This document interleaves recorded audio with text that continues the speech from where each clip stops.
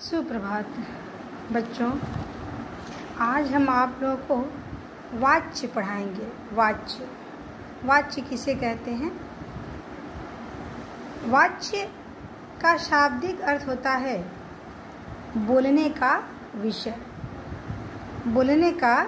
विषय। यह क्रिया का विकार तत्व है। अतः क्रिया के जिस रूप से यह पता चले कि वाक्य में किसके अनुसार अर्थात कर्ता, कर्म या भाव प्रयुक्त की गई है, वह वाच्य कहलाता है। हिंदी में वाच्य के 3 रूप हैं: कृतवाच्य, कर्मवाच्य और भाववाच्य। कृतवाच्य, कर्मवाच्य और भाववाच्य। कृतवाच्य में कर्ता अर्थात क्रिया को करने वाला ही प्रधान होता है। इसमें क्रिया कर्ता के लिंग और वचन के अनुसार प्रयोग की जाती है। जैसे बच्चा दूध पीता है, शिक्षक पढ़ाते हैं, श्याम पत्र लिखता है, माँ बाजार जाती है, पक्षी आकाश में उड़ते हैं। अब देखिए, इन वाक्यों में बच्चा, शिक्षक, श्याम, माँ, पक्षी, ये कौन है? कर्ता है। और इनके द्वारा की गई क्रियाएं पीता है, पढ़ते हैं, लिखता है, जाती है, उड़ते हैं, इनके लिंग और वचन के अनुसार ही प्रयुक्त हुई है। अतः ये सभी वाक्य कृतवाच्य कहलाएंगे। कृतवाच्य में क्रिया सकर्मक या आकर्मक कोई भी हो सकती है। इसमें कर्ता के साथ से, द्वारा, के द्वारा परसर्ग का प्रयोग कभी नहीं होता। परसर्ग रहित कर्ता में क्रिया कर्ता के लिंग और वचन के अनुसार चलती है। जैसे बालक पुस्तक पढ़ता है। ने परसर्ग कर्ता कारक का होता है, इसलिए कर्ता कारक वाले वाक्य क्रिया और कर्म के अनुसार बदलने पर भी कृतवाच्य के ही होते हैं। जैसे पिताजी ने बच्चों को मिठाई बांटी। अब हमने देखा कि किस तरह से कृतवाच्य में कर्ता प्रधान होता है। अब हम जानेंगे कर्मवाच्य। कर्मवाच्य जिसमें सभी क्रियाएं कर्म के अनुसार प्रयुक्त होती हैं तथा कर्ता प्रधान न होकर कर्म प्रधान होता है।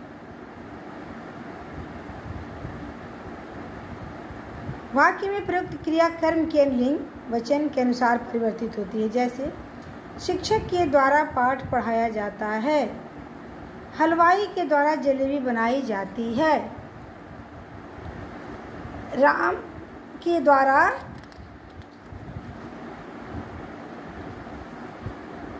दूध पिया जा रहा है।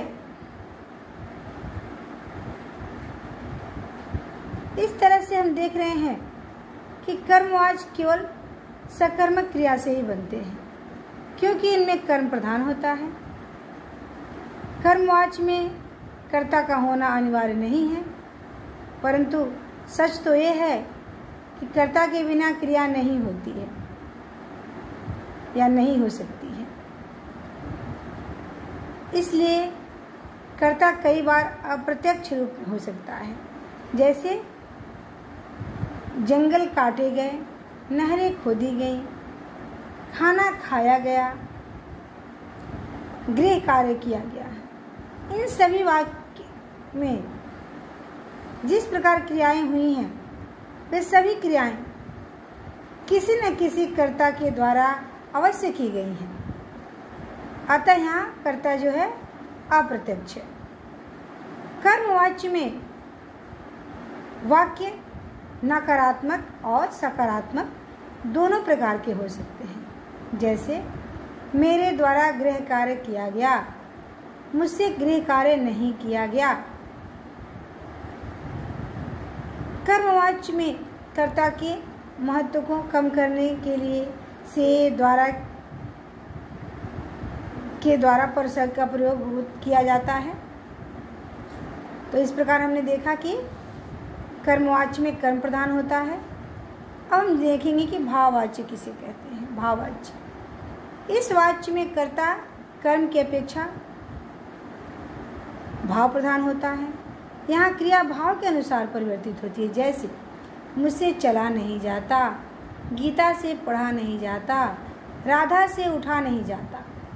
भाववाच्य में क्रिया सदैव अन्य पुरुष, पुल्लिंग तथा एक वचन में होती है।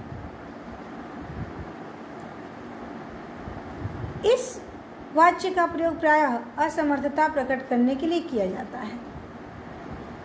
कर्मवाच्य के समान इस वाच्य में भी कर्ता के महत्व को कम करने के लिए से, द्वारा, के द्वारा परसर्ग का प्रयोग किया जाता है अथवा कर्ता का लोप कर दिया जाता है। भाववाच्य में क्रिया प्रायः अकर्मक होती है। तो इस तरह से हमने देखा कि भाववाच्य में कर्ता कर्म की अपेक्षा भाव प्रधान होता है। यहाँ क्रिया भाव के अनुसार परिवर्तित होती है। तो बच्चों, आज के लिए इतना ही। आगे हम वाच्य परिवर्तन भी सीखेंगे कि किस प्रकार वाच्य परिवर्तित किया जाता है। धन्यवाद।